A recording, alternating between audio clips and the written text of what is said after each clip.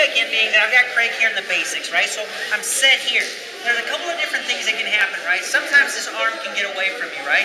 If it does get away, sometimes they'll straighten it. If they straighten it, I'm just going to take it here very light, very easy.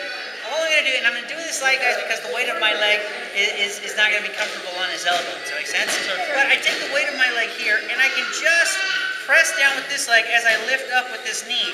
And what it starts to do is it starts to create a lock on his arm. Does that make sense? Sure. And that's all we're looking at, right? So if we're here and the arm gets away for whatever reason, I can just keep this tight. I can keep this here. And all I'm going to do is it's like I'm scissoring my knee. This to the ground, this one up slowly. And we start getting the lock. Does that make sense? Yes. That's one. But even at that, sometimes the arm isn't here. He's forcing it. See, he's not going to bend it and bring it back this way, bring it back towards me. Because, guess what? He just fought to get out of that. So he's 9 out of 10 times going to go there, or he's going to come here. That's where I'm going to hook it this way. Does that make sense? Sure. This one's a little bit more uncomfortable. Yes, sir. Does that make sense? Now, you can do this a couple different ways. The tighter it is here, you can just lift up on the elbow, which starts to be uncomfortable. I can drag this back. That is uncomfortable. I can apply pressure, keep pressure here on his arm, lift my hips up. Gets uncomfortable. I can crank on his head and then lift, which is worse. That makes sense. There's so many variants here. Does that make sense, guys? You know, other option that we kind of briefly covered, I don't really care if you know, these two are really the ones that I would rather you focus on.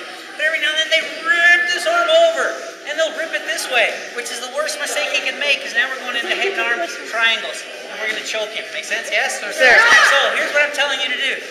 Never do this. Sir. Especially if the other guy has a little bit of an understanding of jiu-jitsu or submission, judo, whatever the case may be. Make sense? So again, basic review, again, of the intro here, right? You couldn't hold him here for whatever reason. The arm goes out. Ah! Thank goodness. We have this here. This knee goes down. This knee goes up lightly. There you go. There's a lock. Yes, sir. Don't you lose base if you do that? You may have to reestablish. Yes. There's a possibility.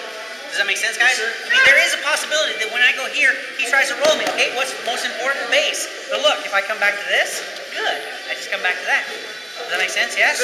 Right?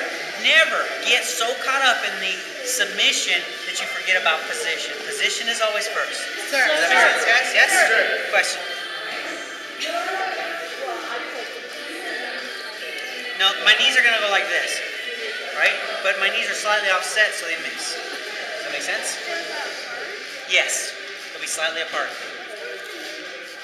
Which one's the meanest? We'll talk about that at a different time. These two are uncomfortable, but there's certainly meaner ones. Does that make sense? All right, play. Go ahead.